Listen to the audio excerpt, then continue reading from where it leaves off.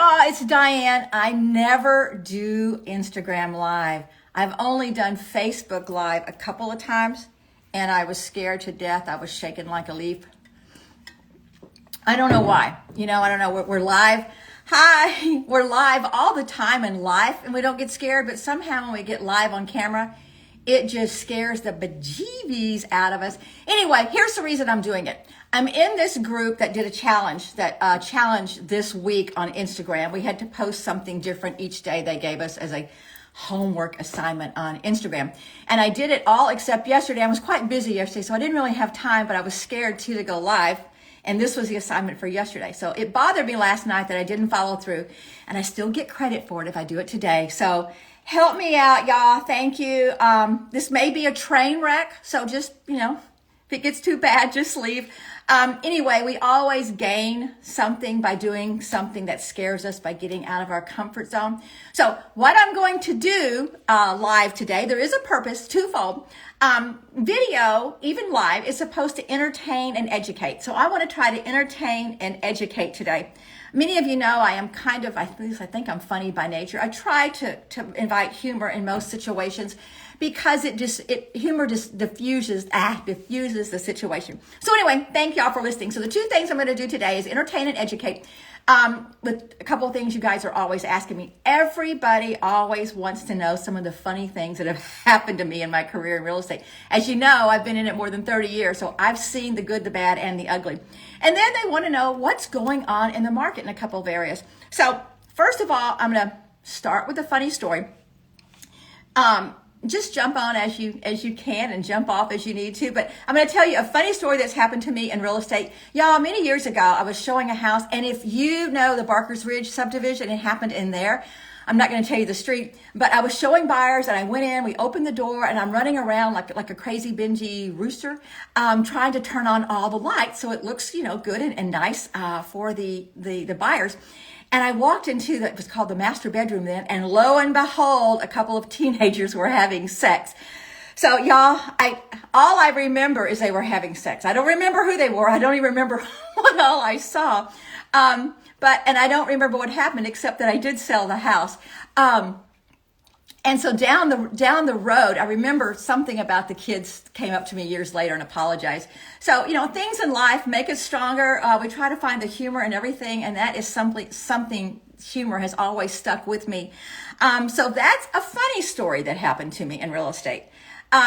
Okay, y'all, what everybody always wants to know right now is what's the market doing? What are interest rates doing? That's the number one question. Y'all, interest rates are somewhere, depending on where you are in the market, what product you're getting, FHA, conventional, VA, 15-year, 30-year, blah, blah, blah, blah, blah. Depending, they're somewhere around 6.5. They could go as high as 7.5, depending on what you're getting. You can buy them down, and I'm not going to go into that here, but there's ways to buy your interest rate down. So the Feds have been trying, or at least we think they're trying to lower interest rates. It was projected they would start lowering them this month, but I don't think they are. They're trying to get inflation down in the 2% range. It was as high as 7% a couple of years ago. So that's why they're raising interest rates to get inflation down. And y'all, I know these are big words for some of us. I'm not a big word person, but inflation is like we're paying more for our haircut today than we did last year. Charlie's big bag of dog food cost a whole lot more. It was $65 a couple of years ago. It's $95 now. Cutie's little bag of treats was $2.99 a year ago. It's $4 and something now. My coffee pods at Costco cost more. They're putting less coffee in them. So all those things are inflation. The Feds are trying to get them down. And CPI is a measurement of inflation. It came out this last week at 3.1%. And all the powers that be were expecting somewhere around 2.9%. So just that little bit of difference caused the markets to go haywire. Interest rates went up some, the stock market went down. So everything is intertwined somehow. I'm not going to propose that I'm smart enough to understand it all. I just know that we still think interest rates are going to come down some more this year. I'm hearing they're going to level off somewhere in the 6 range. Maybe I'm optimistic. I don't know. I've been in this business so long. I think I have a really good feel Many times I just think we're going to touch or kiss the fives somewhere, maybe 5.99, maybe 5.75. But again, you can buy your rate down. If the rate for the product you're getting is say 6.75 or 6.5 right now, there's ways to buy it down. So talk to me and I'll give you a lender that can help you out very, very well. Okay, another funny story, I've got so many of them here. This one. It was really funny too. When I show houses, I love it when I know if the owner's going to be gone. Because buyers feel more comfortable. It's kind of like trying on clothes. They want to be in the house alone. So normally, if I don't know they're going to be gone, I knock and I knock and I knock and I knock. And I wait and I wait and I wait. Well, this one particular house, the agent had told me, she said, Diane, the sellers are on vacation, so don't even worry about being on time. Just kind of get there when you get there. Take your time. So we did. I knocked the obligatory once, got the lockbox out and went inside. And I always say hello because I learned that years ago when I walked in on an occupied house. I said, hello. And so as I let the buyers in, I heard this noise, hello. I'm like, oh God, they're supposed to be gone. I said, hello, hello. Who in the heck? And the buyers, I'd made this big production that the house was going to be vacant. So I'm like, hello, hello. So the farther we went back in the house, I got there and hello, this bird, this big old bird was sitting there. Hello, hello, hello. So I don't know if it is as funny, me retelling it as it was in person. It was just absolutely hilarious, me having a conversation with that darn parrot or bird, whatever it was. Okay, another one of your big questions is what are home prices doing? Y'all, I do have a crystal ball. I really do, but it's not working right now. But honestly, y'all, prices, it depends. It really depends on where you are, even where you are in Houston, because prices or real estate in general is very hyper local. It's down to the neighborhood, and in some cases, it's even down to the section of the neighborhood. Thank all of y'all for joining in. I see you. Thank you so much. But prices are very local. And we are still seeing multiple offers. It's not like 15 or 20 in most cases like we saw during COVID. Yeah, we don't want to go back there. But we are getting 2 or 3 offers in many cases. Every buyer that I'm writing an offer for, I shouldn't say ever, but everyone, but 9 out of 10, there's multiple offers on the homes. And prices are very good compared to what they were in 2019 before COVID. Y'all, in most neighborhoods, or I guess I shouldn't even say most of the neighborhoods I work, prices are up 40 to 50% from where they were in COVID. It's true, they're down a little bit, about 3 to 5% from the last year. Because interest rates have taken a chunk out of things. Some areas, y'all, they're down more than that. I'm just talking about where I work in general, and I'm typically on the west side of town, west side of town, and I do go other areas, but in general, I'm trying to give you a general idea. Prices are down just a little bit. A very desired property is going to get multiple offers. I'm going to give you an example of, let's say out in the South Katy area, Cinco. Many of you know where Cinco is. A nice home out there, a higher end home, I would say $600,000 to the $900,000 range. Y'all, they're in very high demand.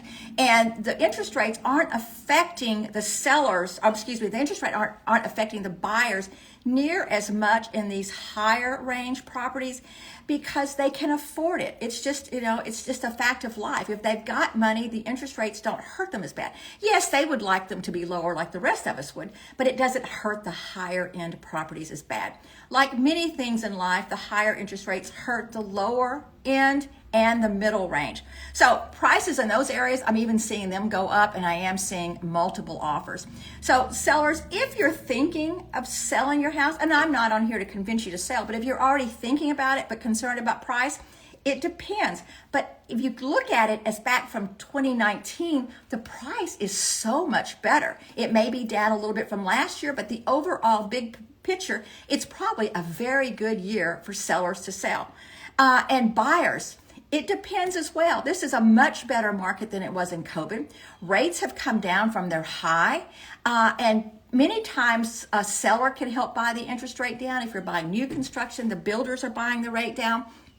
So look at that. Look at your overall budget. And when rates do come down some, you can refinance.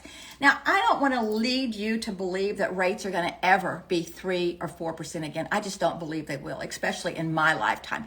A par interest rate historically is about 8%, 7 to 8%. If you go back before, I'd say 20 years ago, before the 2000, rates were higher. I mean, when I first got into real estate, when I first bought my first house in the late 70s, I paid 8%. That was a normal rate. And then it went up, and then things came back down to 7 and 8%.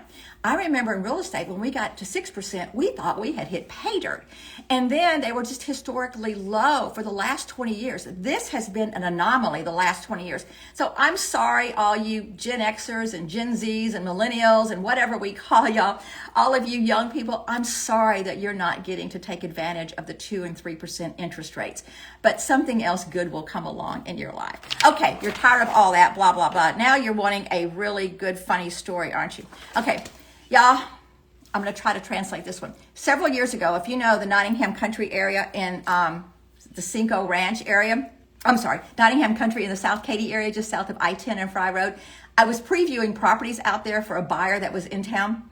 And there was about 7 to 10 homes on the market. I just wanted to run through real quickly and look at them to see if they fit my buyer's bill. I just wanted to weed out anything that would be a waste of time for them. Keep in mind, this was July or August. It was hotter than heck. So I left my car running so my air conditioner would be on. I don't even think we had cooled seats. I don't know.